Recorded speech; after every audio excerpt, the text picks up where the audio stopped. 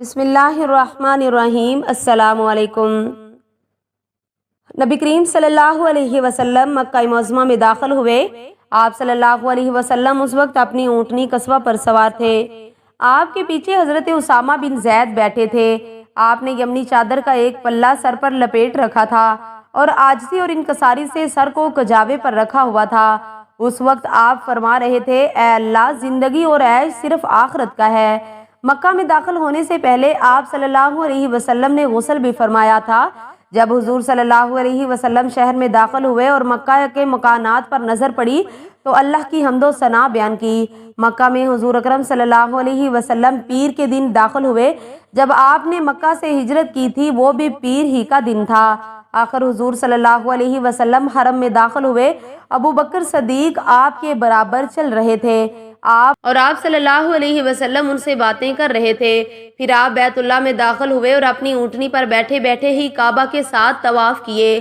حضرت محمد بن مسلمہ آپ کی اونٹنی کی مہار پکڑے ہوئے تھے۔ ان چکروں کے دوران آپ نے ہاتھ مبارک سے حجر اسود کا استعلام کیا، یعنی بوسہ دینے کا اشارہ کیا۔ اس وقت کعبہ میں 360 بت تھے۔ عرب کے ہر قبیلے کا بت الگ الگ تھا۔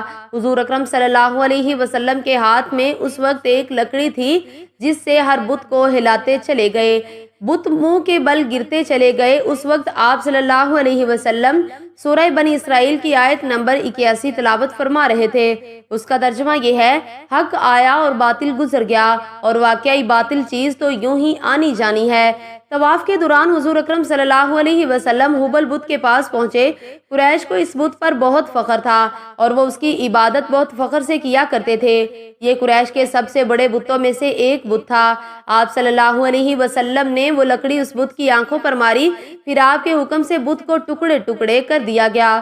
اس وقت حضرت زبیر بن عوام نے حضرت ابو سفیان سے کہا، اے ابو سفیان، ہبل توڑ دیا گیا ہے، تم اس پر فخر کرتے تھے۔ یہ سن کر ابو سفیان بولے، اے ابن عوام، اب ان باتوں کا کیا فائدہ؟ پھر حضور صلی اللہ علیہ وسلم مقام ابراہیم پر پہنچے۔ اس وقت یہ مقام خانہ کعبہ سے ملا ہوا تھا۔ اس کے بعد حضور صلی اللہ علیہ وسلم نے حضرت علی سے فرمایا، میرے کندھوں پر کھڑے ہو کر کعبہ کی چھت پر چڑھ جاؤ اور چھت پر بنی خزاع کا جو بت ہے اس پر چوٹ مارو۔ حضرت علی نے حکم کی تعمیل کی اور چھت پر چڑھ کر بت کو ضرب لگائی۔ یہ آہنی سلاخوں سے نصب کیا گیا تھا، آخر اکھڑ گیا۔ حضرت علی نے اس کو اٹھا کر نیچے پھینک دیا۔ اب حضور صلی اللہ علیہ وسلم نے حکم فرمایا، بلال، عثمان بن ابی طلحہ سے کعبے کی چابیاں لے آؤ۔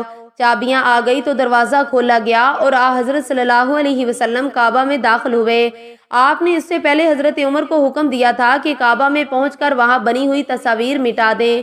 چنانچہ آپ صلی اللہ علیہ وسلم کعبہ کے اندر داخل ہونے سے پہلے ہی تصاویر مٹائی جا چکی تھی، لیکن ان تصاویر میں ایک تصویر حضرت ابراہیم علیہ السلام کی بھی تھی۔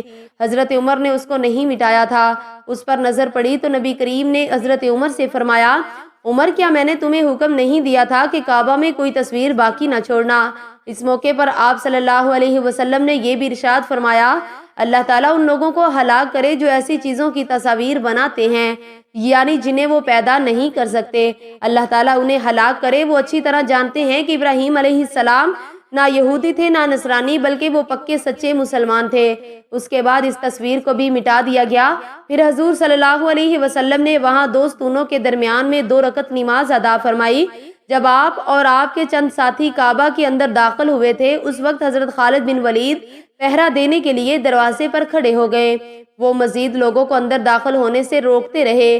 پھر آپ صلی اللہ علیہ وسلم باہر تشریف لائے اور مقام ابراہیم پر پہنچے۔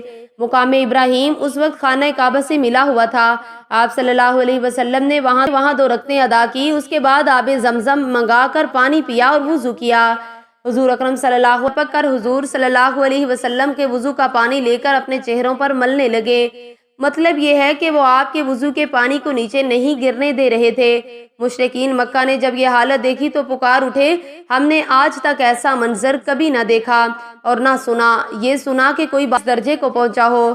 پھر اس روز حضرت صلی اللہ علیہ وسلم نے حضرت بلال کو حکم دیا کہ کعبہ کی چھت پر چڑھ کر اذان دیں۔ چنانچہ حضرت بلال نے اذان دی۔ اس کے بعد نبی کریم نے ارشاد فرمایا، جو شخص اللہ پر اور قیامت کے دن پر ایمان رکھتا ہے وہ اپنے گھر میں کوئی بت نہ چھوڑے، اس کو توڑ دے۔ لوگ بتوں کو توڑنے لگے۔ حضرت ابو سفیان کی بیوی ہندہ جب مسلمان ہو گئی تو اپنے اپنے گھر میں رکھے بت کی طرف بڑھی اور لگی اس کو ٹھوکریں مارنے، ساتھ میں کہتی جاتی تھی ہم لوگ تیری وجہ سے بہت دھوکے اور غرور میں تھے۔